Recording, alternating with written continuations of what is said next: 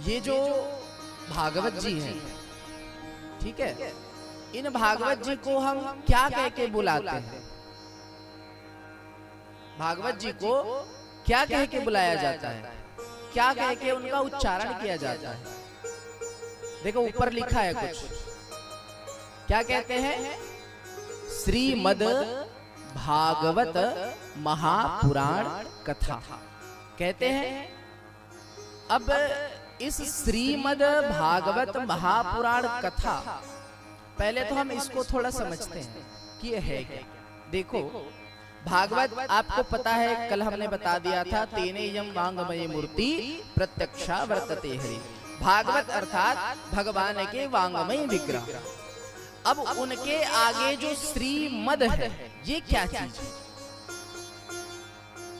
जब भगवान वेदव्यास ने भागवत जी की रचना की, उसके बाद वो वैकुंठ पहुंचे अपने ग्रंथ को लेकर के, और भगवान श्रीमन नारायण अपने शेष सैया पर विराजमान, उनको यह भागवत जी पधराया। कहा प्रभु, ये मैंने आपके द्वारा कहा गया चतुश्लोकी कथा से ही, भागवत से ही मैंने यह ग्रंथ का निर्माण किया है। प्रभु इसको आप आशीर्वाद दीजिए। भगवान ने खूब सारा आशीर्वाद प्रदान किया। अब वहीं पर मैया लक्ष्मी बैठी थी। व्यास भगवान ने कहा, मैया आप भी आशीर्वाद दीजिए। तब मैया ने कहा, व्यास जी मैं आशीर्वाद नहीं दूंगी। व्यास जी ने कहा, क्यों? तब मैया ने कहा, भाई इसमें तो मेरा नाम है ही नहीं। तब व्यास जी ने कहा, मैया भागवत का अर्थ केवल ये नहीं कि भगवतः प्रोक्तम भागवतम। भागवत का अर्थ ये है कि भगवत्याम प्रोक्तम भागवतम। लक्ष्मी मैया ने कहा, देखो व्यास जी, ये व्याकरण की कुशलता से आप मुझे बोल नहीं सकते, क्योंकि इसका अर्थ केवल भगवतः प्रोक्तम भागवतम ही होता है। मुझे इसमें मेरा नाम दो, नहीं तो मैं आशीर्वाद नहीं दूंगा। इसीलिए व्यास जी ने भागवत के आगे श्री लगा दिया। श्री अर्थात लक्ष्मी मैया। अब रही मद की बात, तो मद का अर्थ होता है, जैसे आपने सुना होगा, किसी को कुर्सी का मद है, किसी को अन्य वस्तुओं का मद है। मद अर्थात चढ़ना। चढ़ना का अर्थ कैसे लगाया जाए? तो कहा, भगवान के इस भक्ति रूपी ज्ञान हमारे ऊपर चढ़ जाए, इसका मद हो जाए, इसका हमको अभिमान हो जाए कि हम भगवान के भक्त हैं। वह भी कैसे भक्त? तो बिना स्वार्थ के। तो मद का अर्थ हुआ चढ़ना। तो श्री मद भागवत।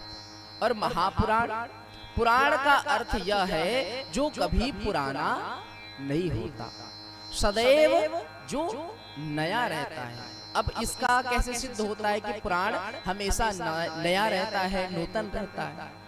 देखिए, आपने आज श्रीमद् भागवत महापुराण श्रवण किया, इसके बाद जब भी कभी और श्रीमद् भागवत कथा होगी, आप श्रवण करने जाना, आपको उस कथा में पता चलेगा इसके अलावा भी उसमें और अन्य बातें हैं।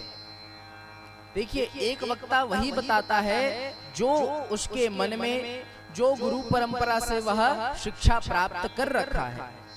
देखिए, सबका विचार, सबका बोलने का तरीका, सबकी शैली अलग अलग होती है। कोई आपको कुछ और ढंग से समझाएगा, कोई कुछ और ढंग से। जैसे विद्यालय में भी शिक्षक होते हैं तो अलग अलग विषयों के होते हैं। कोई हिंदी पढ़ाता है, कोई इतिहास पढ़ाता है, कोई गणित पढ़ाता है, कोई अंग्रेजी पढ़ाता है। सबके समझाने का तरीका अलग होता है। इसीलिए भागवत जी, श्रीमद् भागवत महापुराण, तो पुराण का अर्थ है कि नया। ये हर बार आप देखोगे तो आपको कुछ नया ही मिलेगा इसके अंदर से। अब रही कथा की बात। कथा किसे कहते हैं? कथा तो आप सुनते होंगे, सत्यनारायण भगवान की होता होगा घर में, कोई शुभ कार्य होए तो वही चलो सत्यनारायण की कथा करा लो। तो ये कथा है क्या? कथा का अर्थ किस्सा कहानी नहीं होता।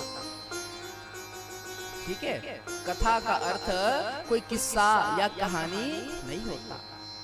कथा में दो अक्षर है, क और था। देखिए, यदि हम अपने उपनिषदों को ढूंढे तो जो क अक्षर है, क का यहाँ पे अर्थ निकल के आता है ब्रह्म।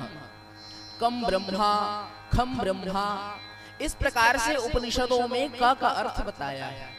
यदि हम अपने शास्त्रों के और गूढ़ रहस्य में जाएं, साहित्य को देखें, तो क का अर्थ होता है रस, और जो था है उस था का अर्थ होता है स्थापित करना। अब दोनों को यदि हम जोड़ दें तो क्या बन जाता है? बनता है कि कम ब्रह्मा, कम ब्रह्मा हृदये, अर्थात हमारे हृदय में स्थापयति कथा। ऐसी कथा जो उस परब्रह्म को हमारे हृदय में स्थापित कर दे, वो होती है कथा। तो श्री का अर्थ लक्ष्मी मैया, मद का अर्थ चढ़ना। क्या चढ़ना? तो भक्ति रूपी रस चढ़ना। भागवत जी जो भगवान के द्वारा कहा गया है, और कथा जो ब्रह्म को हमारे हृदय में स्थापित कर दे। ये रही श्रीमद् भागवत महापुराण की कथा।